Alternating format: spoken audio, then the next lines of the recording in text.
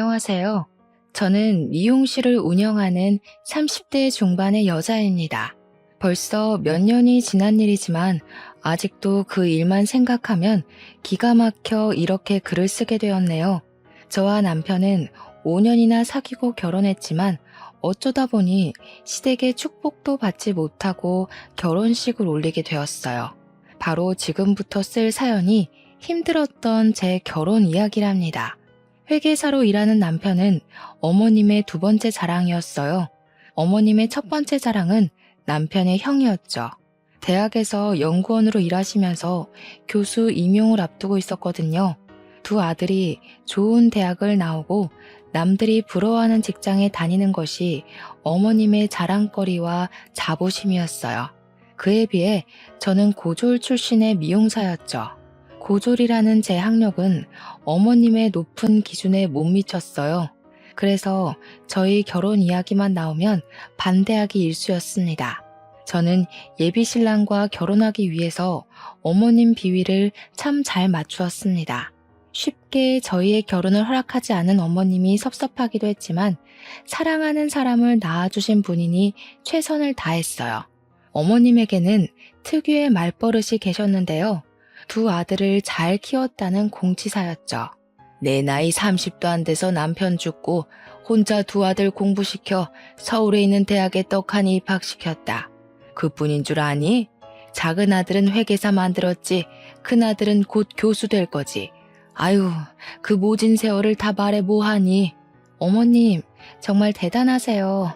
정말 고생하셨겠어요. 어머님이 그런 이야기를 늘어놓으면 저는 손바닥을 마주치면서 맞장구를 쳐드렸죠. 고등학교 졸업하고 바로 미용실에서 일하다 보니 늘어나는 것은 미용 기술뿐만이 아니었습니다. 어떻게 하면 상대방 기분을 잘 맞출지 눈치도 같이 늘게 되었어요. 눈치 빠른 저는 어머님이 탐탁지 않게 생각하는 걸 알았기에 더욱 노력했습니다. 며느리 또한 아들의 능력에 맞는 고학력자를 원하셨거든요.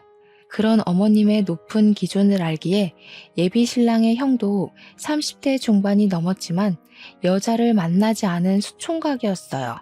예비 신랑 말로는 20대 때에는 몇 번의 연애를 시도하긴 했지만 어머님의 반대에 만나는 것을 포기했는지 그 뒤로 연애 소식이 없다고 했죠. 어머님은 제게도 입버릇처럼 아들과 어울리지 않는다고 말하고는 하셨어요. 잘난 아들과 제가 얼마나 어울리지 않는지 설명하는 거였죠. 너 요즘 회계사가 얼마나 잘 나가는지 알지? 공부도 많이 하고 어려운 직업이잖니. 아무나 못하는 거야. 그런데 미용사는 기술만 좋으면 고졸도 할 수 있는 거잖아. 나는 그게 사람의 급이라고 생각한다. 사람은 같은 급끼리 살아야 더 잘 사는 거 알지?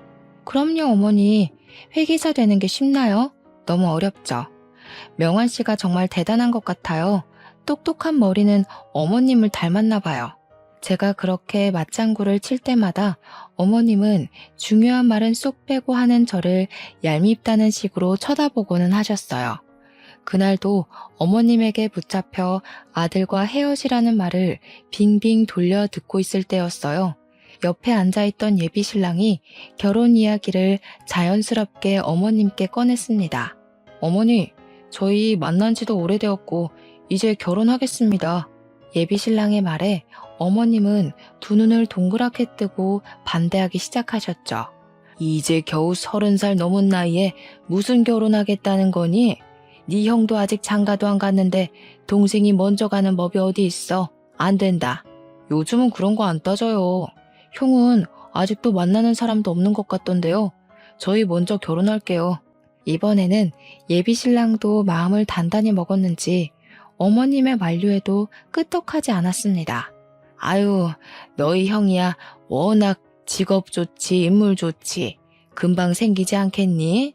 그런 걱정하지도 마라. 내 아들한테 시집 안 오면 자기들만 손해지. 예비 신랑은 제 손을 꽉 잡으며 말을 이었습니다. 그러니까요. 제가 이 사람한테 장가 못 가면 손해 같아서 결혼하려고요. 그게 무슨 말이야? 네가 왜 손해봐? 어디가 모자라서 그런 말을 하는 거니? 나는 절대 너희 결혼 안 시킬 거다. 그렇게 알고 있어라. 어머님은 토라지셔서 방 안으로 들어가 버리셨습니다. 어머님 눈에는 제가 그렇게 부족한 사람으로 보이시는 건지 서운한 마음이 들었어요. 아무리 노력해도 치롱손 같은 어머님의 마음을 돌릴 수가 없었을 것 같았죠. 어머님은 제게 넌지시 첫사람이 잘 들어와야 뒷사람이 잘 들어온다는 말을 자주 하셨어요. 아직 예비 신랑 형도 결혼하지 않은 상황이었기에 제가 먼저 며느리가 되면 큰 며느리도 어머님 기준에 맞지 않은 사람이 들어올 거라고 판단하셨거든요. 그 당시 어머님은 예비 신랑 형에게 너는 사람 잘 데리고 들어오라고 자주 말씀하셨죠. 서운해도 어쩌겠어요. 사랑하는 사람과 결혼하기 위해서 감내하고 받아들여야 한다고 생각했네요. 그리고 드디어 어머님께 학수고대하던 소식이 들렸습니다. 바로 예비 신랑 형이 결혼할 사람이 있다며 집으로 데려오겠다고 했다는 거였죠. 예비 신랑도 오랫동안 기다려왔던 소식이라 너무 좋아하면서도 제 걱정을 했어요. 형이 데려온 여자분이 제약회사 연구소에 다닌다고 했거든요. 예비 신랑 형이 다니는 대학원에 여자분이 다니게 되면서 만나게 되었다네요. 좋은 학력에 좋은 직장. 딱 어머님이 원하는 며느리감이었던 거죠. 그래도 오랫동안 혼자였던 예비 신랑의 형에게 짝이 생겼다는 이야기에 축하를 했습니다. 한 사람이라도 어머님 마음에 쏙 드는 며느리가 있으면 저희 결혼도 허락해 주실 거라고 생각했거든요. 두 분은 만난 지 얼마 되지 않아 결혼 약속을 하셨다네요. 예비 신랑과 저는 5년 동안 만났지만 결혼 허락도 받지 못했기에 두 분이 부러웠습니다.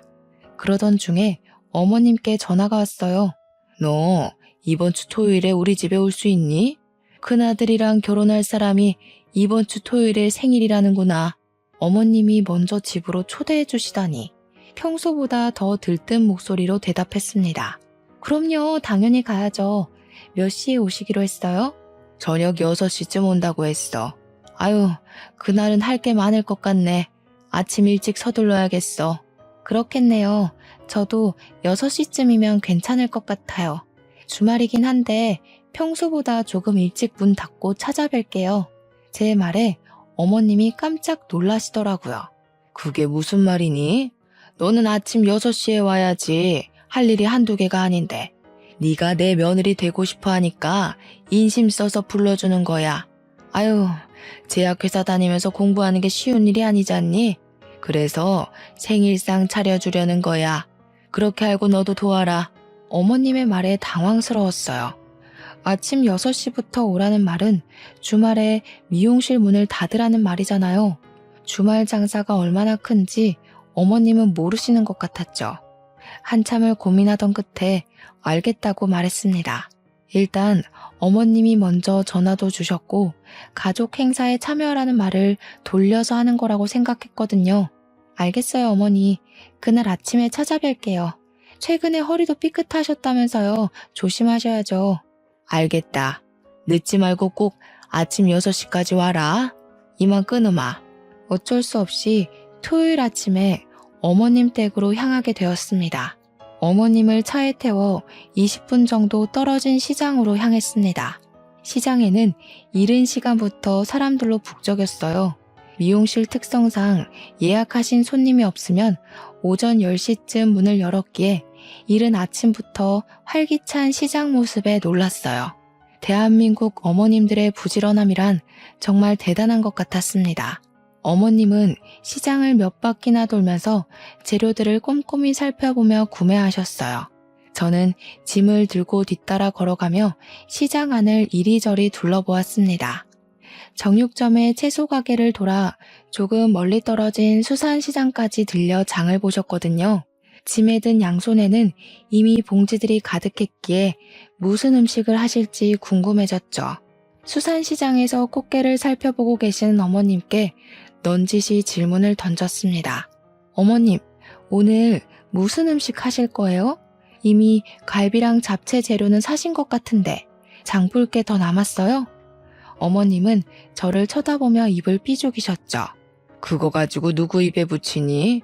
평소 먹던 거에 몇 가지 더 올려야 표가 나지. 왜? 벌써 힘드니? 저는 고개를 좌우로 저으면서 미소를 지었습니다. 아니요? 힘들다뇨. 괜찮아요. 아유, 형님 되실 분이 좋아하실 것 같아요. 어머님이 정성껏 준비해 주시잖아요. 그럼 좋지. 제약회사 연구소에 다닌다고 하더라. 이런 좋은 인연 만나려고 그동안 우리 큰애가 여자를 안 만난 거지. 이제야 내가 옆집 옆편 애들 볼 면목이 선다니까. 큰 며느리 될 사람이 제약회사에 다닌다니까 부러워서 미치려고 하더라. 말하는 내내 얼굴에 미소가 가시지 않았죠. 그동안 친구분들에게 면이 안 서셨다고 하셨어요. 친구분들 며느리는 다 대기업 출신이거나 사자가 붙은 사람들이라나요? 일단 제 직업도 사자가 붙어 있었지만 어머님 기준에는 학력 미달이었죠. 교양과 학식을 갖춘 분이라는 생각을 하니 오늘 처음 만나게 될 미래의 형님에 대한 기대감이 높아져 갔습니다. 어머님은 그 후로도 한참을 시장을 둘러보시다가 집으로 돌아가자고 하셨어요. 어머님 댁으로 돌아와 장바구니를 식탁에 올려놓고 시계를 보니 벌써 10시가 다 되어가고 있었죠. 6시에 출발해 10시에 돌아오다니 발도 아프고 팔도 빠질 것 같았습니다.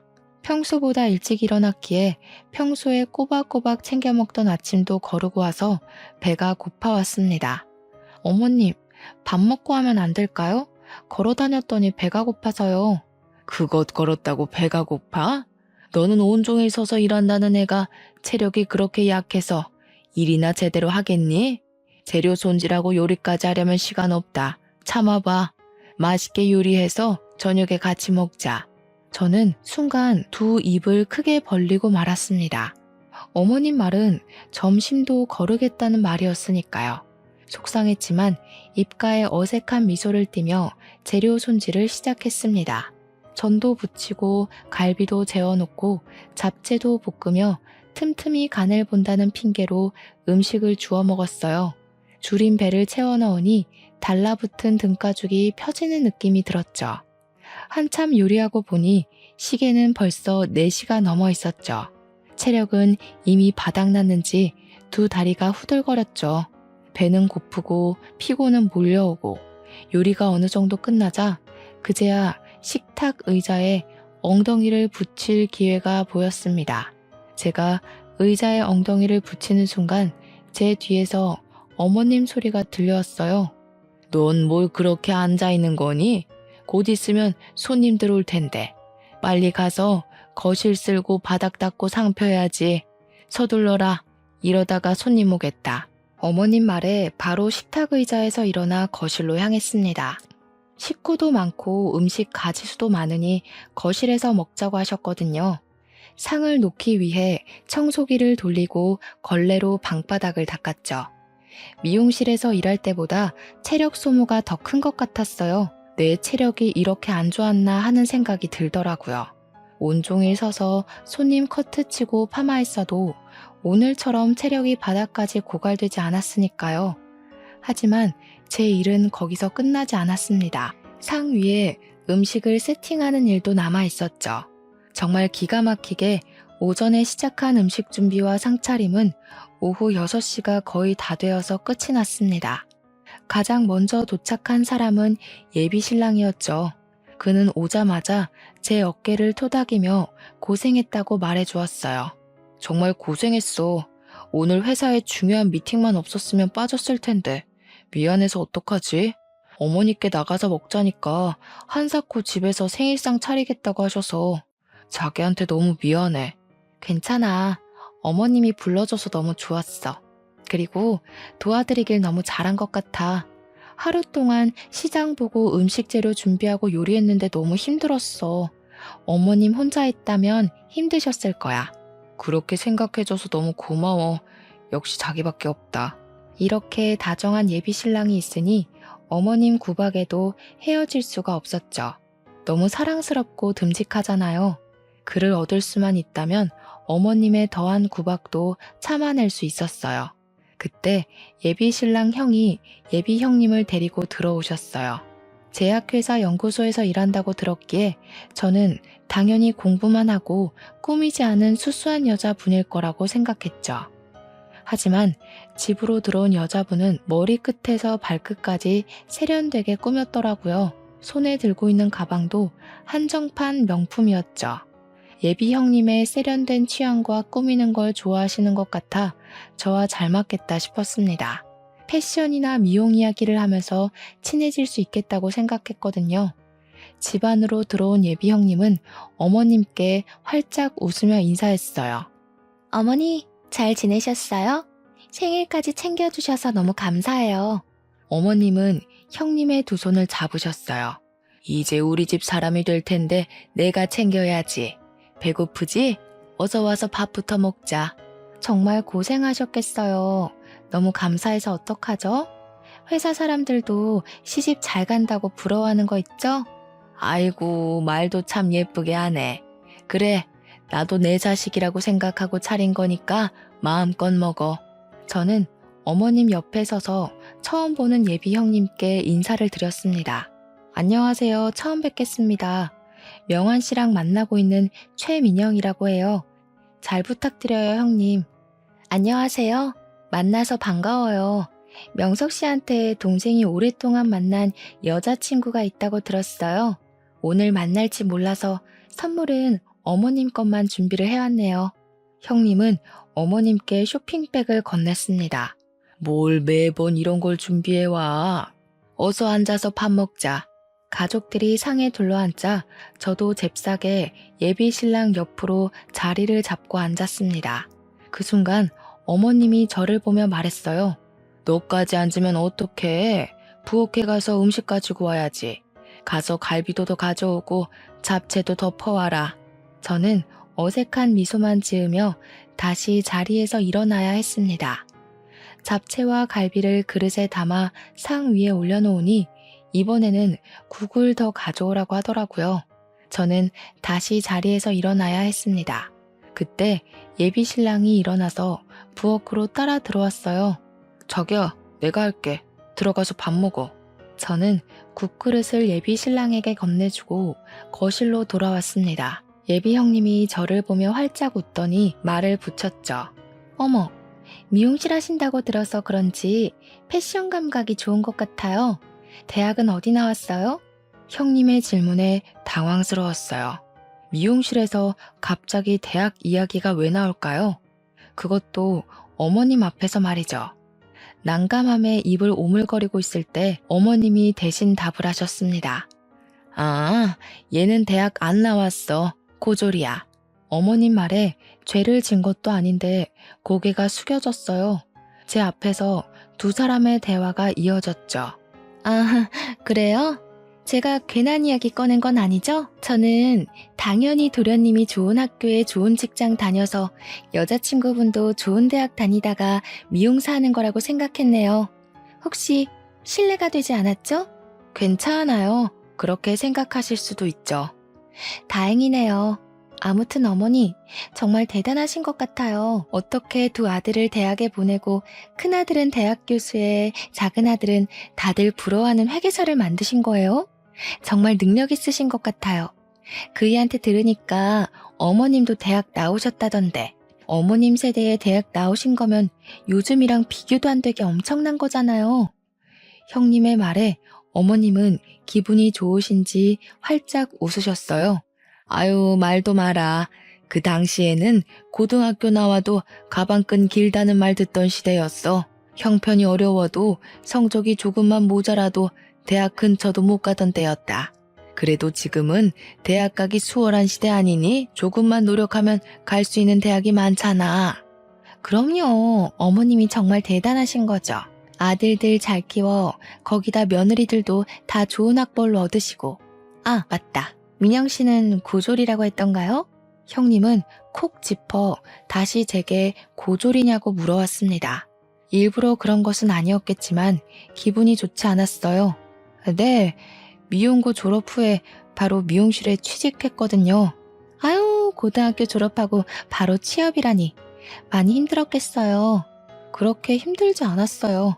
미용사가 되는 게 어릴 때부터 꿈이었으니까요. 미용사가 뭐가 대단하다고 꿈식이나 된다니? 세상에 얼마나 좋은 직업이 많은데.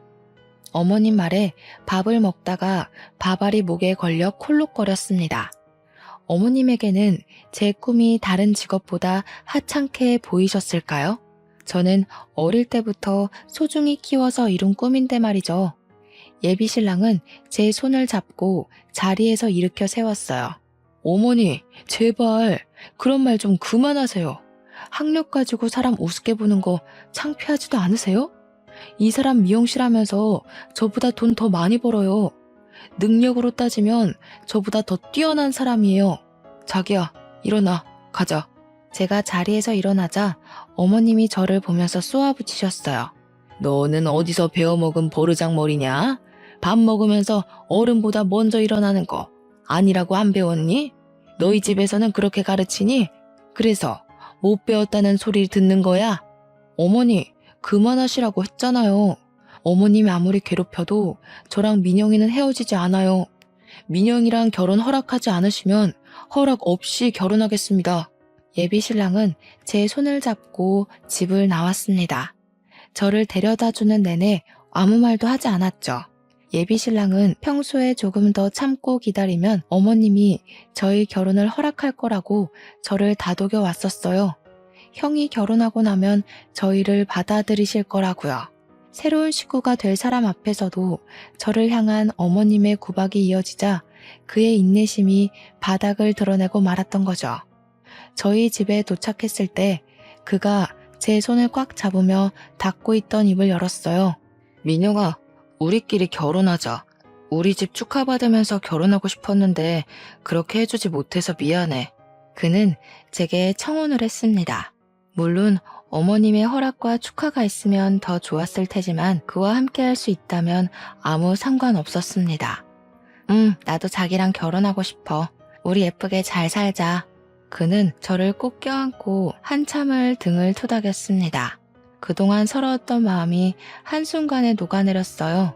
며칠 후에 예비 신랑은 꽃바구니와 선물 상자를 준비해서 저희 부모님 댁으로 찾아갔어요. 그는 어머님 허락은 받지 못했지만 저희 부모님 허락은 꼭 받아야 한다고 했죠. 저희 부모님도 오랫동안 예비 신랑을 지켜보았고 저희가 함께하길 바랬기에 흔쾌히 결혼을 허락하셨어요. 결혼 허락해 주셔서 정말 감사합니다.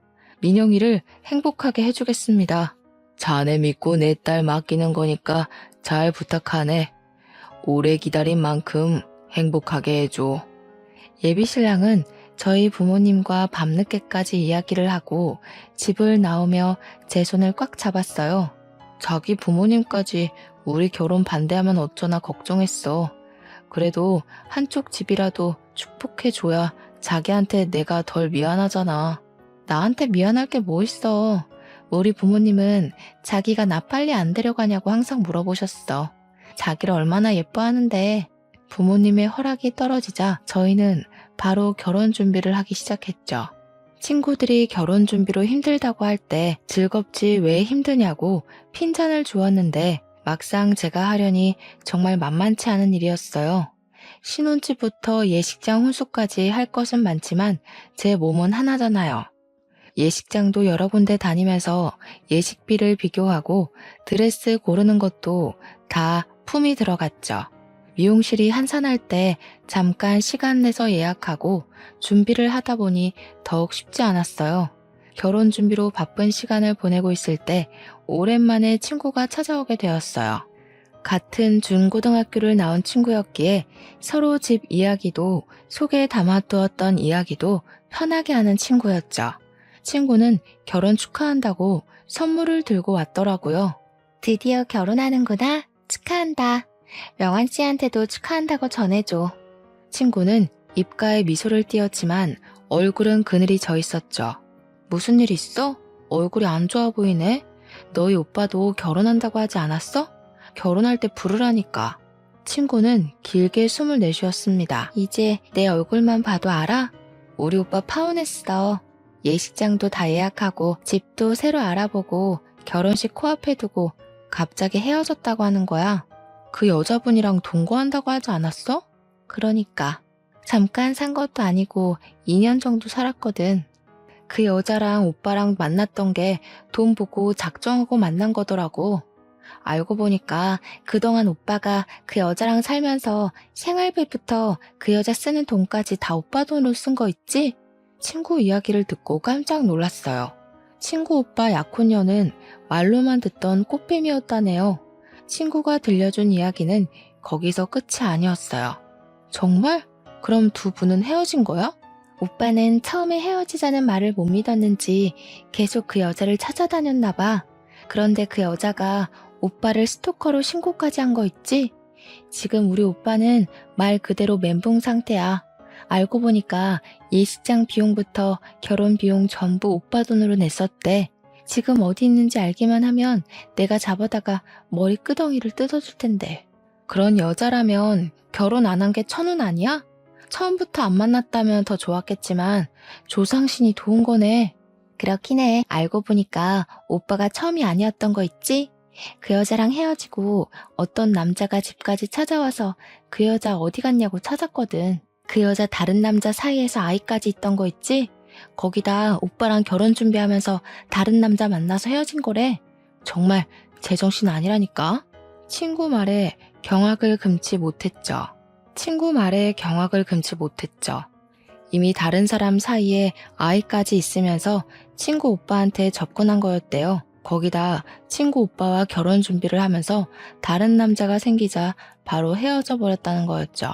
친구는 한참을 하소연을 늘어놓고 좋은 일 앞두고 나쁜 말 듣게 해서 미안하다고 했죠. 저도 친구 오빠를 몇 번 봤기에 착한 사람이라는 걸 잘 알고 있었죠. 왜 성실하고 좋은 사람들에게 그런 불행한 일이 생기는 건지 안타까울 뿐이었어요. 저희 결혼식은 일주일 앞으로 다가왔지만 예비 신랑은 아직도 어머님과 화해를 하지 못한 상태였어요. 몇 번이나 어머님께 연락해보라고 넌지시 말했지만 하지 않았죠. 아무리 예비 신랑이 어머님과 연락을 하지 않는다고 해도 저까지 연락하지 않는 건 옳지 않은 행동 같았어요. 그래서 그동안 저는 꾸준히 어머님께 전화했었지만 받지 않으셨죠. 오늘도 아무 기대 없이 전화를 걸었어요. 어머님, 저 민영이에요. 잘 지내셨죠? 저 명환 씨랑 결혼해요. 허락도 없이 결혼하게 돼서 너무 죄송해요. 너 귀엽고 내 아들이랑 결혼하는구나. 명환이는 전화도 없더니 괘씸한 것들. 어머니는 아직도 화가 나 계셨어요. 저 혼자라도 찾아뵈야 했는데 못 가서 죄송해요. 어머님이 저희 결혼식에 오셔서 축하해 주셨으면 좋겠어요. 어머님은 아무 말이 없으셨어요. 수화기 너머로 들리는 건 어머님의 가는 숨소리뿐이었죠. 어머님, 꼭 오셨으면 좋겠어요. 기다리고 있을게요. 결국 어머님은 제 말에 대답 안 하시고 전화를 끊으셨습니다. 결혼식 당일 아침까지 시댁 식구들은 나타나지 않았죠. 신랑 혼주석이 텅 비어버릴 생각하니 남편에게 미안해졌어요. 어머님께 조금 더 잘했더라면 오시지 않았을까라는 생각 되었거든요. 어머님을 찾아뵈고 결혼식에 참석해달라고 할 걸 후회가 되었죠. 터벅터벅 신부 대기실로 들어가는데 어머님이 한복까지 곱게 차려입고 남편과 이야기를 나누고 있는 모습이 보였어요. 역시 피는 물보다 진하다고 했던가요? 그 옆에는 아주버님과 형님도 와 계셨습니다. 자식 이기는 부모 없다고 하잖아요. 저를 며느리로 받아들여 주신 모습에 감사할 따름이었습니다. 그때까지는 저희 결혼식은 양가의 축복 속에서 완벽하게 끝나게 될 줄 알았거든요. 신부 대기실에서 예식이 시작하길 기다리고 앉아있을 때였어요. 대기실 앞에서 고성이 오가는 소리가 들렸습니다. 여자 둘이 싸우는지 목소리는 점점 커져가더군요. 시끄러운 소리에 밖으로 나가보게 되었죠. 그런데 제 친구와 형님이 서로 삿대질하면서 싸우고 있었던 게 아니겠어요? 뭐야? 당신이 왜 여기 있어? 누구를 꼬시려고 여기 있는 거야? 우리 오빠 돈 내놔. 우리 가족 다 바보 만들어 놓고 도망가? 우리 오빠가 당신 때문에 얼마나 힘들어했는지 알기나 해? 어머, 사람 잘못 보신 것 같아요. 저 아세요? 저는 당신 모르는데. 혹시 동서 친구인가? 수준이 딱 맞는 게 그런 것 같은데.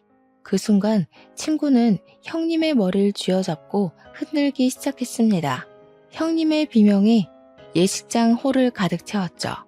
무슨 일이야? 일단 이러지 말고 말로 해. 형님의 머리를 흔들던 친구는 그제야 형님에게서 떨어졌습니다. 미안해. 나도 모르게. 이 여자를 보고 순간 화가 치밀어서 내가 말한 그 여자야. 우리 오빠를 씹던 껌처럼 단물 빠지니까 버리고 도망간 그 여자, 이 여자라고. 친구 말에 놀라 형님을 쳐다보았죠. 그때 어머님이 오셔서 머리가 엉망이 된 형님을 바라보셨습니다. 무슨 일이야? 왜 싸운 거야? 너 머리가 왜 흥크러진 거야? 그 순간 형님이 눈에서 닭똥 같은 눈물을 흘리면서 바닥에 주저앉았어요. 어머님은 형님을 토닥이며 달래기 시작하였죠. 저는 친구를 데리고 신부 대기실로 들어갔습니다. 지금 상황에 대해 이야기를 듣고 싶었거든요. 친구 말만 들으면 형님은 친구 오빠를 버리고 간 꽃뱀이었으니까요. 정말? 확실한 거야? 우리 형님이 너희 오빠 버린 거 맞아? 우리 형님이 확실해? 정말이라니까. 저 여자가 틀림없어. 내가 2년이나 봤는데 몰라보겠어? 그런데 형님이라니 무슨 말이야? 그때 어머님이 신부 대기실로 들어오면서 제게 사태질을 하셨습니다. 너는 어떻게 된 애가 친구까지 그 모양이냐? 정말 좋게 보려고 해도 좋은 구석이 있어야 좋게 보지. 교양 없이 이게 무슨 짓이야? 사람을 잘못 봤으면 죄송하다고 사과를 해야지. 내 며느리를 그런 여자하고 같은 취급을 해? 이래서 사람 가려받으려고 했던 거야. 알겠니? 어머니, 그게 아니라요. 친구 오빠랑 결혼 약속까지 하고 버린 여자가 형님이래요. 뭐야? 어디서 그런 여자를 네 형님이라고 들먹여? 아무리 못 배웠어도 그런 말하는 건 아니지. 그때 남편이 신부 대기실로 뛰어들어오면서 제 손을 잡았습니다. 어머니가 그렇게 형수에 대해서 잘 알아요? 오늘이 무슨 날인지는 알고 그런 말씀 하시는 거예요? 오늘 저희 결혼식이에요. 그럼 축하는 못할 망정 면박을 주는 건 아니죠. 여기 제 처가 식구들까지 계세요. 제 아내에게 이런 식으로 말씀하시는 거 제 얼굴에 침 뱉으시는 거예요. 남편은 제 손을 잡고 신부 대기실을 빠져나갔습니다.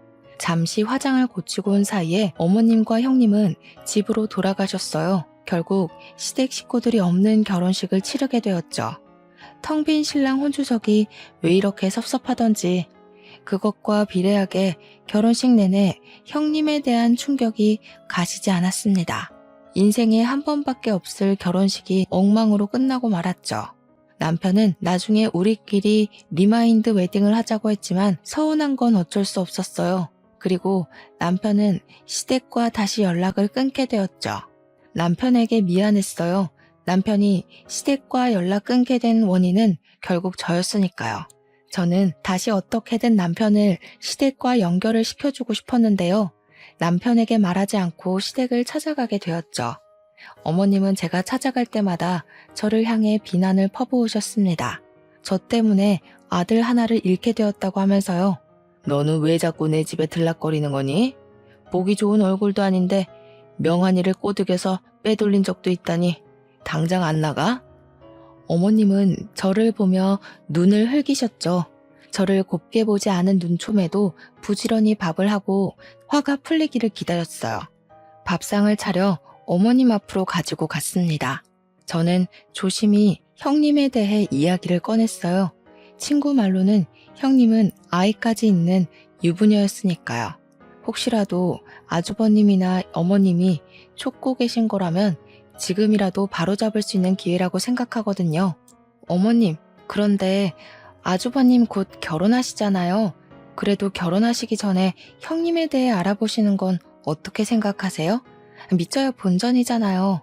어머님은 눈을 부릅뜨며 소리를 지르셨어요. 그게 무슨 말이냐? 지금 네 형편이 정신 나간 여자라는 거야? 어떻게 네 친구 말만 듣고 오해를 할 수 있는 거야? 걔가 너같이 수준 떨어지는 애인 줄 알아? 좋은 학교 나와서 좋은 직장에 다니는 애다. 좋은 학교 나오고 좋은 직장 다니는 사람도 그런 사람들 있어요. 아직 결혼 전이니까 확인한다고 생각하고 알아보시는 건 어떠세요? 그때 어머님이 제 뺨을 때렸습니다. 순간 눈앞에 번개가 내리치는 것처럼 번쩍했죠. 너무 놀라서 어머님을 쳐다보았습니다. 어머님은 시뻘건 얼굴로 제게 소리쳤습니다. 듣자 하니까 그렇게도 사람을 깎아내리고 싶니? 좋은 학교, 좋은 직장 다니는 게 그 사람의 능력을 평가하는 거다. 그 사람이 평소에 어떻게 살아왔는지 알려주는 거라고. 너 같은 애는 죽었다 깨어나도 못하는 거지. 당장 나가, 꼴도 보기 싫으니까. 저는 붉은 뺨을 감싸주고 시댁을 나오게 되었습니다. 제 딴에는 걱정돼서 드린 말이었지만 손찌검 하실 정도로 기분이 나쁘셨던 걸까요? 서운하고 섭섭했습니다. 집에 도착했지만 어머님에게 맞은 뺨은 아직도 자국이 남아있었죠. 현관문을 열기 전에 손거울로 붉은 뺨을 슥슥 비벼 문질렀어요. 그래도 붉은기는 사라지지 않더라고요.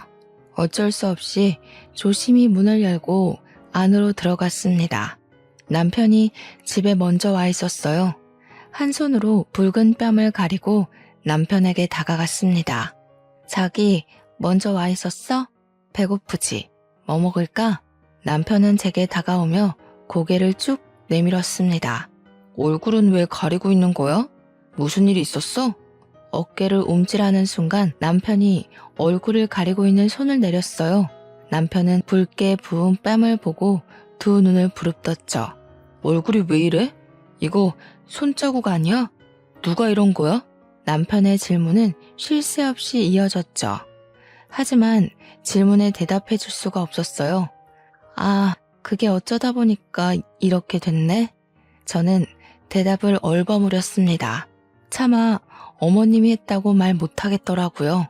오늘 미용실 쉬는 날이잖아. 오늘 어디 다녀온 거야? 아내 얼굴에 붉은 손자국을 보고 어떤 남편이 진정하겠어요. 거짓말로 이 상황을 넘겨볼까 했지만 적당히 핑계도 생각나지 않았습니다. 남편에게 별일 아니라고 말해보았지만 남편은 집요하게 물어봤죠. 한참 실랑이를 하다가 결국은 이실직고하게 되었어요. 사실 오늘 어머님 댁에 다녀왔거든. 이야기 도중에 형님 이야기가 나와서 한번 알아보시라고 했는데 순간 남편의 얼굴이 커다래지더군요. 어머니가 당신을 때린 거야? 그 말했다고 당신을 때려? 남편은 아랫입술을 파르르 떨더니 집 밖으로 뛰쳐나갔어요. 남편과 시댁에 도착하자 아주버님과 형님이 어머님과 같이 식사를 하고 있었습니다. 어머님이 민영이 뺨 때렸어요? 말로 하면 되시지 왜 손찌검 하세요? 왜 하다니? 맞을 만한 짓을 했으니까 때렸지. 아무리 생각이 없어도 형님 될 사람을 그런 못된 여자로 착각하는 것도 모자라서 모함을 하는데 가만히 둬야 하는 거냐? 민영이는 형이 걱정돼서 한 말이잖아요. 어머님이 형수에 대해 잘 알아요. 결혼 전에 알아보라고 한 말이 그렇게도 거슬렸어요. 식탁에 앉아 식사하시던 아주버님도 그 자리에서 벌떡 일어났습니다. 너 말 조심하네? 지금 네가 무슨 말 하는지 알고나 있는 거야? 사람을 의심해도 적당히 해야지. 내가 사랑하는 사람에 대해 모른 채로 결혼하려 했을 것 같아? 재수씨, 저 사람한테 자격지심이 있는 거 아니야? 학벌로도 직업적으로 못 이기니까 친구 이용해서 헛소리 퍼뜨린 거 아니냐고. 지금 민영이가 없는 말 지어냈다는 거야? 형수한테 자격지심 느낀다고? 뭐가 부족해서 민영이가 자격지심을 느낀다는 건데 친구가 아이도 있다고 하니까 잘 알아보라고 말한 게 잘못된 거야? 사실도 아닌 일을 사실처럼 말하는 걸 허언증이라고 하는 거야. 순식간에 남편 주먹이 아주버님 얼굴에 내리꽂혔어요. 둘은 뒤엉켜 싸우기 시작했습니다. 어머님은 두 아들이 싸우는 모습을 보고 저를 향해 삿대질을 하셨습니다. 너 하나 때문에 우리 집안이 이게 뭐냐? 이제까지 한 번도 말싸움조차 안 하던 아이들인데 네 주둥아리 하나 때문에 내 아들이 싸우는 거 아니야? 이래서 내가 너를 싫어한 거야. 얼굴만 봐도 재수가 없으니까. 어머님이 보시기에 시댁의 모든 분란은 저로부터 시작하는 거였죠. 아주버님까지 저를 자격지심 덩어리로 보고 계실 줄은 생각하지 못했습니다. 제 딴에는 시댁 식구들이 불행을 겪기 전에 막아보자고 꺼낸 이야기였지만 더 큰 불행만 가져온 꼴이었죠. 저와 형님이 각자 남편들을 붙잡고 나서야 두 사람은 마주 잡은 멱살을 놓았습니다. 남편은 아직도 잔뜩 상기된 얼굴로 아주버님을 쏘아보았어요. 나 진짜 형한테 경고했어. 잘 알아보라고. 이 뒤에 무슨 일 생겨도 우리 탓하지 마. 끝까지 그런 말도 안 되는 소리 할래? 재수씨랑 결혼했다고 너도 재수씨 닮아가는 거야? 어디서 멍청할 말만 짓거리는 거야? 남편이 다시 아주버님에게 달려들려고 하자 저는 남편을 꽉 붙잡았습니다. 그만해 명환씨. 우리 그만 가자. 제발 집으로 돌아가자. 남편은 아주버님을 보며 한참을 씩씩거리다가 제 손을 붙잡고 시댁을 빠져나왔어요. 돌아가는 차 안에서 퉁퉁 부은 남편의 얼굴을 보고 있으려니 속상했습니다. 어디서부터 잘못된 것인지 남편과 시댁 식구들이 다시 가까워지길 바라면서 그동안 꾹꾹 참고 노력해왔던 모든 것이 무너져 버렸어요. 그 뒤로 저도 시댁에 발을 끊어버렸습니다. 저로 인해 시댁에 분란만 생긴다면 더 이상 시댁 일에 개입하지 않는 것이 현명하다고 생각했죠. 어긋난 사이는 메꿀 수가 없었고 결국 남편과 저는 아주버님 결혼식에 불참하게 되었습니다. 남편은 가족 없이, 형은 동생 없이 결혼식을 치르게 된 것이었죠. 형님 내외가 결혼한 지 2달쯤 되었을 때였어요. 어머님이 먼저 제게 전화를 하셨어요. 너 오늘 쉬는 날 아니니? 와서 밥 좀 해라. 마당에 잡초 뽑다가 허리가 삐끗했는지 통 움직일 수가 없네. 온 김에 청소도 하고 가고. 몇 달 만에 전화하셔서 꺼낸 말이 시댁에 와서 밥하란 말이었습니다. 한참 고민 끝에 저는 어머님께 시댁에 가지 않겠다고 말했습니다. 형님 일로 조언했다고 뺨까지 맞고 다시 시댁 가서 밥을 할 수는 없었죠. 여기서 시댁과 더 이상 얽히지 않는 게 올바른 선택이라고 생각했어요. 죄송해요 어머니. 이제 어머님 댁에 안 갈 생각이에요. 제가 가면 시댁에 분란만 일어나잖아요. 안 가는 게 좋을 것 같아요. 제 말이 끝나자마자 어머님의 고함이 핸드폰 너머로 들려왔습니다. 뭐야? 시어머니가 오라면 아무 말 없이 와야지. 뭐가 어쩌고 저째? 안 갈 생각이에요? 어머님, 죄송해요. 통화 오래 못할 것 같아요. 이만 끊을게요. 먼저 전화를 끊어버렸습니다. 그 뒤로 바로 어머님이 전화를 거셨지만 무시하고 받지 않았죠.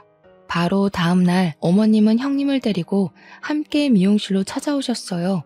두 사람은 가게로 들어오자마자 손님 머리에 파마를 말고 있는 제게 삿대질을 하면서 소리치셨습니다.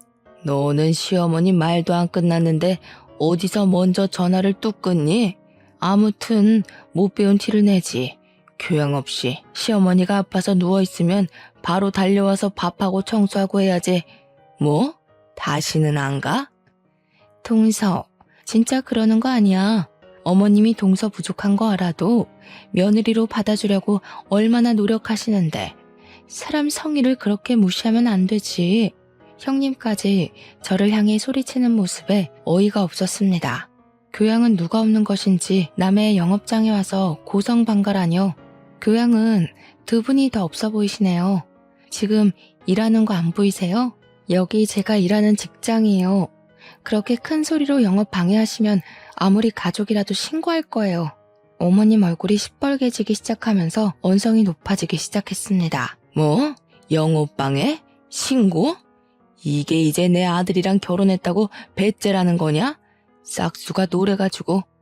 그때 미용실 안으로 남자 손님 한 분이 걸어 들어왔습니다. 남자와 눈이 마주친 형님은 소스라치게 놀라며 소리를 꽥 지르면서 바닥에 주저앉았습니다. 남자는 형님을 보며 화를 내기 시작했어요. 내가 얼마나 찾았는지 알아? 애를 낳았으면 책임을 져야지. 버리고 달아나면 내가 못 찾을 줄 알았어? 학교는 보내야 할 거 아니야. 내년에 학교 가야 할 나이인데 출생신고도 아직 못했잖아. 형님은 얼굴이 새파랗게 질려 남자를 향해 손을 내저었습니다. 지금 무슨 말 하는 거예요? 저는 당신 몰라요. 뭐야? 인간 쓰레기라는 건 알고는 있었지만 끝까지 이럴 거야? 애 키우라는 말하지 않을 테니까 제발 출생신고 좀 해주라고. 두 눈을 동그랗게 뜬 어머님은 남자를 향해 소리쳤습니다. 지금 누구더러 그런 말을 하는 겁니까? 출생신고요?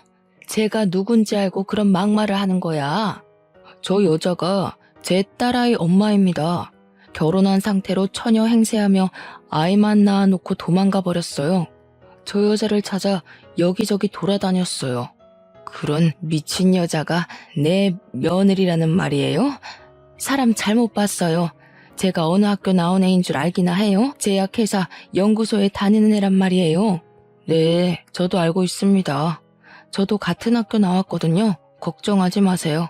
저도 다시 저 여자 데리고 갈 생각 없습니다. 제 딸 출생신고만 해주면 되니까요. 어머님은 목덜미를 잡고 바닥으로 주저앉으셨습니다. 형님은 그 순간에도 남자를 향해 자기는 아이 엄마가 아니라고 소리를 질러댔죠. 사람 잘못 봤다고 했잖아요. 난 애를 낳은 적도 없단 말이에요. 왜 생사람 잡고 그래요? 계속 이런 식으로 나오면 혼인빙자로 경찰서에 신고할 수밖에 없어. 나 말고 다른 남자한테도 결혼하자고 꼬드겼던데 아직도 그 버릇 못 고쳤나 봐. 저 혼자 이 혼란스러운 상황을 정리할 수가 없었습니다.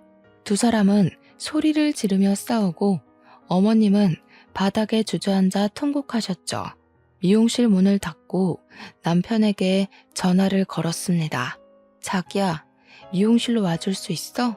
지금 어머님이랑 형님이랑 미용실에 오셨는데 난리가 나서 긴 말은 나중에 할게. 빨리 와. 남편은 알겠다고 말하며 전화를 끊었습니다. 그리고 30분 뒤에 남편과 아주버님이 미용실에 도착했습니다. 형님은 아주버님이 등장하자 이제 얼굴이 새파랗게 질리다 못해 보라색이 되어가고 있었죠. 미용실에 도착한 남편은 눈치로 지금 상황을 이해했는지 그 남자에게 말을 걸었습니다. 무슨 일인지 다시 설명 좀 해주시겠습니까? 저희가 이제 와서 상황이 파악이 안 되네요. 남자는 남편과 아주버님에게 다시 이야기를 시작했습니다. 저와 저 여자는 대학 선후배 사이였습니다. 제가 졸업하고 친한 후배를 만나러 학교에 갔다가 후배 소개로 알게 된 사이였죠. 연인이 되고 동거를 하던 와중에 아이가 생겼어요. 아이를 낳고 출생신고를 하러 갔는데 아이 엄마가 혼인신고가 되어 있다고 출생신고를 못한다고 하는 거예요. 결혼한 유부녀였던 거죠. 이 문제로 따지자 아이만 남겨놓고 집을 나가버렸어요. 결국 아직도 제 딸은 출생신고를 못한 상황이고요. 순간 아주버님의 얼굴이 샛노래졌습니다. 그럴 리가요. 저 사람이 그렇게까지 인정머리 없는 사람일 리가 없어요. 말 못할 사정이 있었겠죠. 제가 여기까지 오면서 몇 명의 남자를 거쳐왔는지 아십니까? 모두 하나같이 비슷한 방법이었습니다. 결혼 전제로 만나면서 비싼 선물 받아놓고 남자 돈 떨어지면 사랑하지 않는다. 다른 사람 있다고 하면서 헤어지고 한둘이 아니었습니다. 남자 말에 형님은 아주버님을 붙잡고 애원하기 시작했죠. 여보, 저 남자 말 믿지 마. 다 거짓말이야. 그 남자들이 먼저 나 좋다고 선물 주고 쫓아다닌 거야. 난 정말 그런 적 없어. 나 당신 사랑하는 거 알지? 너는 정말 하나도 안 변했구나. 그 말 나한테도 했던 말 아니야? 전 남편이 스토커처럼 따라다녀서 무서워서 결혼해 준 거라고. 시끄러워. 알지도 못하면 입 닥치고 있어. 당신이나 조용히 하지 그래? 더는 당신 말장난 듣고 있기 싫으니까. 아주버님은 붙잡는 형님을 밀어내고 미용실을 빠져나가 버렸습니다. 옆에 계신 어머님이 형님의 머리채를 잡아당겼습니다. 이 망할년이 내 아들을 뭐로 보고 접근한 거야? 이런 짐승만도 못하냐? 자기가 낳은 자식을 버려? 어머님, 왜 이러세요? 이러지 마세요. 저 남자 말 정말 사실이 아니에요. 그 입 다물지 못해? 어디서 못된 것만 배워와서 내 아들을 홀려? 이런 못된 것은 버릇을 고쳐놓아야 해. 어머님은 형님의 머리채를 잡아 끌고 미용실 밖으로 나갔습니다. 저와 남편은 어머님을 말렸지만 어디서 그런 힘이 생기셨는지 떼어놓을 수가 없었습니다. 형님 머리채를 잡은 어머님은 욕짓거리를 퍼부으며 머리를 흔드셨죠. 못된 것, 그동안 얼마나 우리 집안을 우습게 봤으면 그런 짓을 해. 내가 가만두나 봐라. 그때 사이렌 소리와 함께 경찰차가 멈췄습니다. 싸운다는 주민신고로 출동했습니다. 어머니, 이러시면 안 됩니다. 경찰 양반, 아주 잘 왔어요. 이 못된 년 잡아가세요. 남자 등 후려 처먹는 아주 못된 년이에요. 경찰관의 만류에도 어머님은 한참을 형님 머리채를 잡고 흔드셨죠. 형님은 비명을 꽥 질렀습니다. 어머니, 제발 그만하세요. 이러다가 머리가 다 뽑히겠어요. 어머님, 일단 진정하시고요. 같이 경찰서로 가셔야 해요. 신고가 들어와서 일단 조사를 받으셔야 하거든요. 아무리 못된 사람이라고 해도 이렇게 머리를 죄다 뜯어놓으시면 어떻게 합니까? 그럼 내 아들이 인연한테 당했는데 가만히 있어야 한단 말이야? 진정하시고 일단 경찰서로 같이 가세요. 계속 이러시면 가중처벌 받으세요. 어머님과 경찰관의 한참 실랑이 끝에 형님 머리를 잡은 손에 놓으셨어요. 어머님의 손에는 시커먼 머리카락이 한가득 뽑혀 있었죠. 가중처벌? 왜 내가 받아? 가중처벌은 저 못된 년이 받아야지. CCBB는 일단 경찰서로 가셔서 따지세요. 보호자님도 같이 가주셔야겠습니다. 어머님은 아직도 흥분이 가시지 않으셨는지 경찰차에 올라타는 순간에도 숨을 몰아내셨습니다. 옆에 서 있던 남편이 보호자로 경찰서에 가게 되었죠. 남편이 집으로 돌아와서야 경찰서 상황을 들을 수가 있었습니다. 그 남자의 말이 다 사실이라고 하더라고요. 남자와 형님 사이에는 올해 7살 딸이 있었고 아직도 출생신고를 하지 못했다고 해요. 현행범으로 혼외자는 친모가 등록해야 한다고 하네요. 그래서 딸은 그동안 국적이 없는 무국적자로 살아야 했던 거죠. 딸을 학교에 보내기 위해 그동안 형님을 계속 찾아 헤맸다고 하네요. 형님이 친구 오빠처럼 이용하고 버린 남자는 좋기 5명은 넘는다고 했죠. 그 일이 일어난 지 며칠 뒤 제 친구에게 연락이 왔습니다. 야, 혹시 너희 가게로 어떤 남자 안 찾아왔어? 우리 오빠한테 너희 형님 이야기 했었거든. 근데 오빠가 그 여자 전 남자한테 너희 가게 이름을 알려줬다는 거 있지? 그거 나한테 이제야 말하는 거야. 한 발 늦은 친구의 소식에 저는 친절하게 그간 이야기를 해주었습니다. 친구가 자지러지게 웃는 소리가 핸드폰 너머로 들려왔죠. 아무튼 잘 됐지. 너한테 형님 이야기 들었을 때도 찝찝했는데 그 남자 이야기 들으니까 정말 이건 아니다 싶었어. 아주버님하고 형님은 결국 이혼하게 될 것 같아. 아무튼 그 못된 년 콩밥을 먹여놔야 하는데 이혼으로 안 되지. 친구는 아직도 형님에 대한 악감정이 남아있는 상태였죠. 한참 형님 욕을 하고서 저와 전화를 끊었습니다.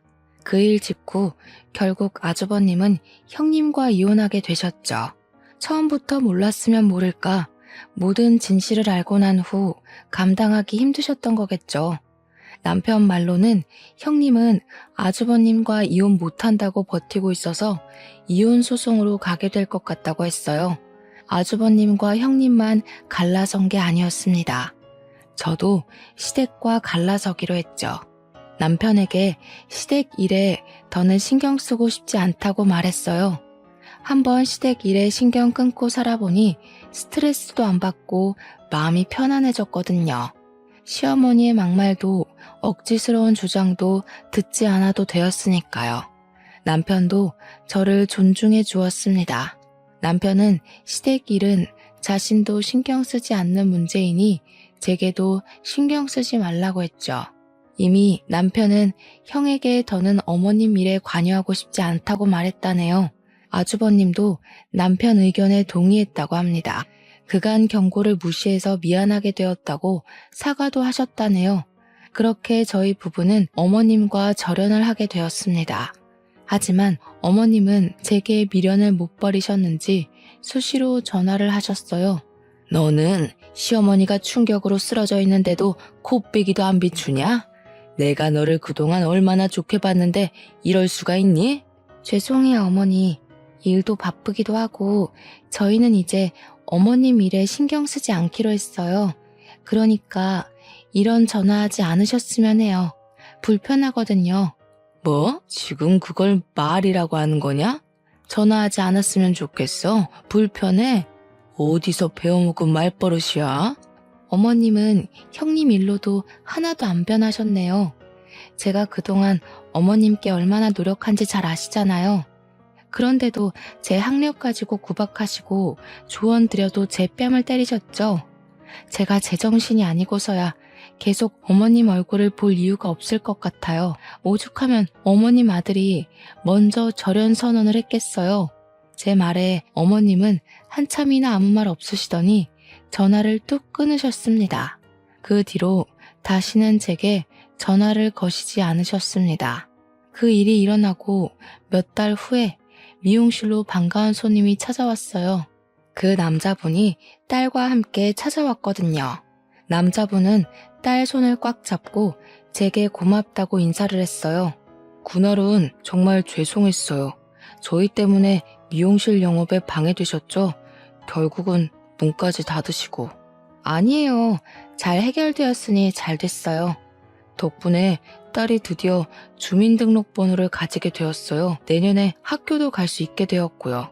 딸아이는 저를 향해 꾸벅 인사했어요. 뭘 알긴 하는 건지 제게 감사하다고 말하는데 너무 귀여웠습니다. 저는 아무것도 한 일이 없었지만 아이의 웃는 얼굴을 보니 뿌듯하고 기분이 좋아졌죠. 사람은 태어날 때부터 귀천이 없다고 하잖아요. 없이 산다고 또 배우지 못했다고 천하지 않다는 걸 다시 깨닫게 되었죠. 언제든 딸 데리고 오세요. 꼬마 손님은 공짜로 해드릴게요.